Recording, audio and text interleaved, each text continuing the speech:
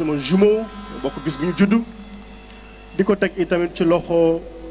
kilifa yi ñu fi fekk yëpp député yi sunu papa yi fal borom tëraay bu jekk ba fële ca barzax amin amin bu ñu seetee ci moom dund dina yomb bu ñu seetee ci moom combat bi dina yomb ndax moom soxna Aïda man ku ko xamoon laa bu fekkee ni dama koy natt ci tolluwaayam 1m68 weesu ko woon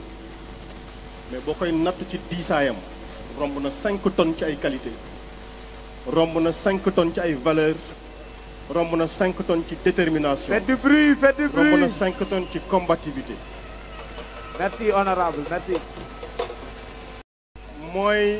li nga xam ni bii ci baatu président Ousmane Sonko gëm nañu ni ànd la ñoo xam ne ñi ñoo bokk ndey ñoo bokk bàyyi te dara mënul tax loolu am loolu soppeeku. ñu wax ni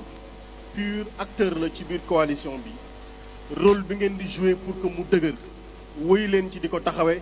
ndax bokk ngeen ci li nga xamante ni bii mooy composante forte yi jox coalition bi jëm ji mu am tey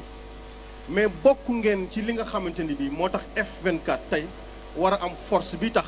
ñu jàkkaarloog le tyran et li ñuy laaj toujours mooy ndax ñun dañuy nangu benn nit boo xam ne ñun ñoo ko jox suñu doole ñoo ko jox suñu alal ñoo koy jox suñu xam-xam ne ko tànnal Sénégal bu la neex ñu fay ko salaire mu jariñ ñu kooku wëlbatiku jël loolu lépp def ko ngànnaay bëgg koo dóor xalu ndéef loolu moo jur taxawaayu tey bii waaye mooy jur victoire bii di ñëw ci 2024 te ñun ñoo koy bokk incha allahu rabbi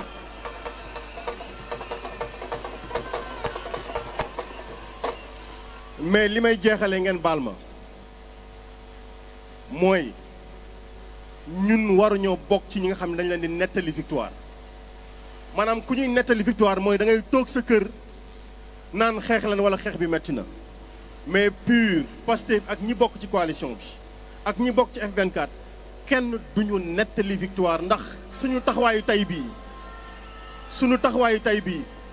mooy tiraillement entre nekk fii ci yéen waaye bëgg ànd ak Ousmane Sonko fee mu nekk ne di xeex waaye day toogi kër ga sidaati day ñëw